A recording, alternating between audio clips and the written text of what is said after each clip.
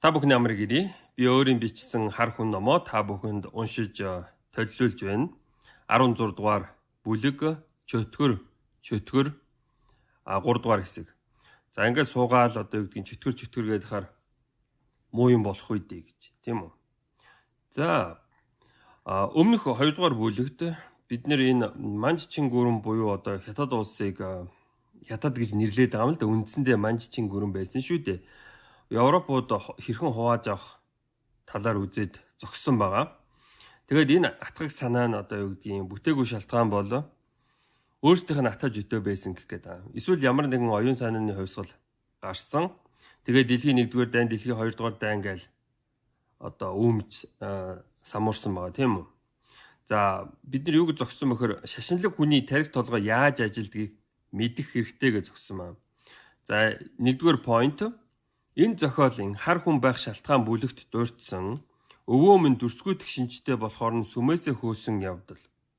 Гэгээрэл хүн бүрд хүрэлцэхгүй гэж байна. Хүн болгон соёлтой байж чадахгүй хүн болгон тэр гэгээрэл гэдэгт нь одоо юу гэдгийг амархан хөржихгүй ч гэдэг нэг тиймэрхүү юм байгаа.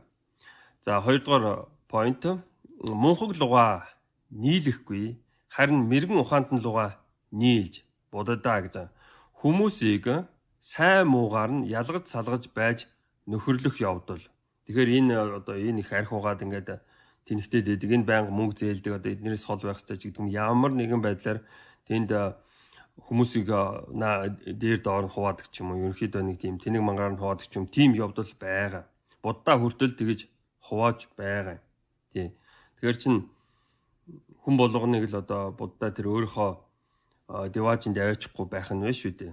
За 3 дугаар point бидний Христийн шашинт хүмүүс баахан бурхадтай хүмүүсийн бурхад тэр аяараа худал хуурмаг номлолыг нь огт авч үзэхгүй байх хэрэгтэй гэвэл байгалийн хувьсэл хөгжилд итгэгчтэй адилхан сонснох болно.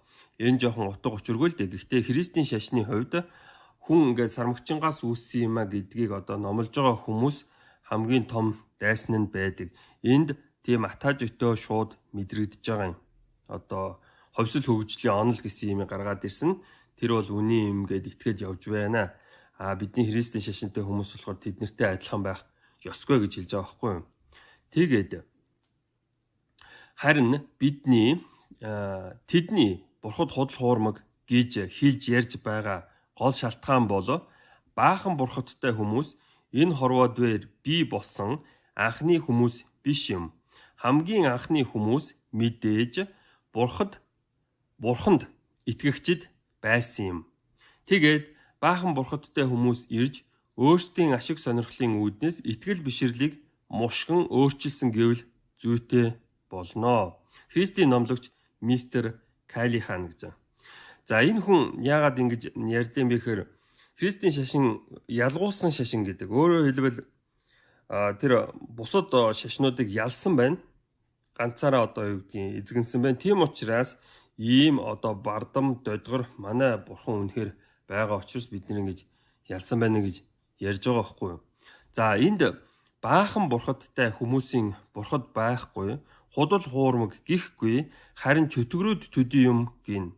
Юу гэсэн үг вэ гэхээр баян намсраа гэж байхгүй гэж хэлж болохгүй. Баян намсраа байгаа. Тэр ядаргаа дорж жүгдэн байхгүй гэж хэлж болохгүй. Тэр дорж жүгдэнгүй байгаа.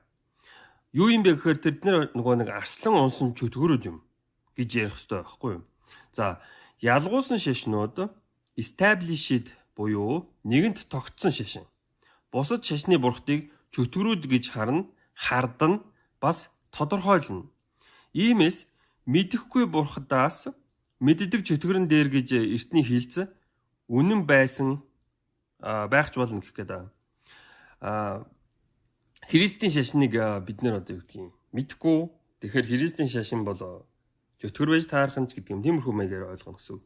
Ийхүү орчин үед ганц бурхантай нь ухаалаг, баахан бурхантай нь тэнгүүд гэж ялгуурлан гадуурхдаг явдал байна. Эндээс шашинлаг хүний толгой нэгдүгээрт шигшил, бусдыг шүүх, Энэ сайн юм байна, энэ муу юм байна. Ерөнхийдөө энэ зан авирын сайн байна, энэ муу юм байна гэдэг юм. Шигшил. Шигшилтэй их ойролцоо үгүй. Жигшил. Сайн муугаар нь бас ялгах. Эсвэл жигшин гэдэг чинь одоо нэг л сэтгэл таагүй одоо би нэг үзэхгүй байна гэдэг юм тий. За, жиирхэл голох шинжтэй, зайга барих шинжтэй байх юм. Энэ нь хүндрээд цаашлаад тийм үү зэвүүцэл жихүүцэл болоод бүр цаашлаад ата жөтөө цаашлаад чөтгөр дээр ажилдаг болохыг харж болно гэж байна. За тэгэхээр шашинлаг хүн гэдэг бол тийм чөтгөрлөг хүн байх юм. Тэгээ намайг ингээд YouTube channel хот зэтгэргээд нэрлэлсэн байгаад нэг их гайхаад байх хэрэг байхгүй гэх гэдэг. За хорвоо дараагийн одоо нэг point нь арай жоохон өөр юм яаж байгаа. Хорвоо дэлхий хэрхэн ажилладаг вэ? Би бодит байдлын үзэл гэсэн юмыг та нарт тайлбарлаж өгье. Ихэнх эдийн засагчид ажил хэргийн хүмүүсийн толгой ажилдаг тухай юм. Бодит байдлын үзэл энийг англиар хэлэх юм бол реализм гэж байна. Бол дэлхий хэрхэн ажилладаг тухай онол юм. Гол сонирхол нь хүч чадал юм. Улс үндэстнүүд хүч чадлын төлөө бие биетэйгээ өрсөлдөж байдаг.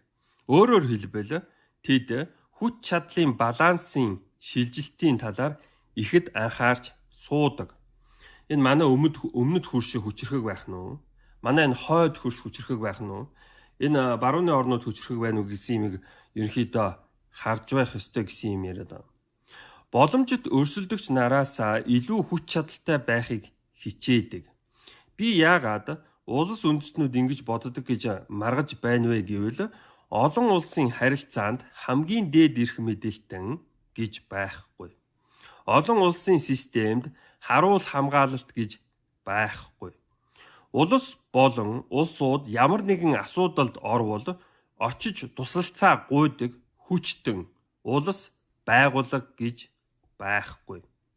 Бусад улс үндэстний таны эсрэг төлөвлөгөөг мэдэх боломжгүй учраас заримдаа үнэхээр хүчрхэг улс орон таныг сонирхож байдаг учраас та өөрийгөө хамгаалж чадхаар байхыг хичээх хэрэгтэй. Өөрөө өөртөө тус болдог хорвоо юм. Хэрвээ та хэрэг төвөгт орчих бол аврах хамгийн дээд эрх мэдэлтэн гэж байхгүй. Таны эсрэг зоригтой мөн хүчрхэг улс гэж байдаг шүү дээ гэж байна. Олон улсын харилцааны эрдэмтэн Джон Миршеймер гэж байна.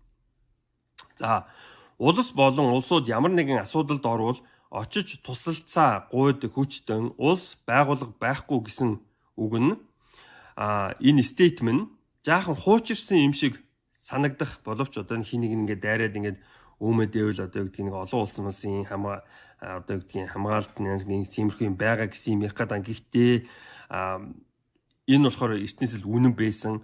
Тангууд улсын хувьд монголчууд одоо тангууд улсыг ингээд төвөөж яхад хин хурж ирээд туслаад байна. Бурхан нь яасчихсан тийм үү? Монгол улсын хувьд ч энэ үнэн байлаа. Тэгээд улсууд ингээд сүрээд мөхдөг байна гэх гэдэг. За тэгэхээр нэг зураг тавьчихсан байна. Одоо арслан бар одоо амтан барьж ижээл энэ болохоор байгалийн шилэгдэл одоо сонгоцсон юм а гэдэг юм тий. Тэгсэн чинь ингээд нэг хүчрхэг одоо гэдэг улс техник технологийн давуу талаараа зэрлэгүүдийг ингээд арангуулж ивэл энэ шудраг биш вэ гэж хашгирдаг ч юм уу. Тэгэхээр ерөнхийдөө ийм бодит байдал жоохон ойр төхөө одоо гэдэг сэтгэж гэсэн юм ярих гэдэг. Өөрөөр чөтгөрийн маягаар сэтгэх юм. За энд хил залгаа байгаа улс үндэстнүүд бие биенийхээ хувьд чөтгөрүүд юм. Бие биенийгээ ингээд барьж идэх гэж байгаа юм шиг л бие биенэрөө харж идэг тийм чөтгөрүүд. Энэ бодит байдлыг эдэр насны ирчүүд цэргийн албан хаагчид санаж байх хэрэгтэй. Улс орон дотор залуу эрэгтэй хүмүүс байгаад бас цэргийн албаны хүмүүс одоо цэрэг зүтгэж байгаа хүмүүс биш үү тийм үү? Тэд нэр бүгд санаж байх хэрэгтэй. Учир нь гадны зэвсэгт хүчин тэднийг онилдог, тэднийг устгаж хайсны дараа энэ улсыг эзлэх боломжтой гэж. Кино үзээд, түүх уншаад, үүнийг ухамсарлахгүй байгаа улс төрчид, эдийн засагчид, ажил хэргийн хүмүүс хар хүн байгаа бол хох болно, хог болно. За өнөөдрийн үед нэг иймэрхүү байна. Анхаарал тавьсанд баярлалаа.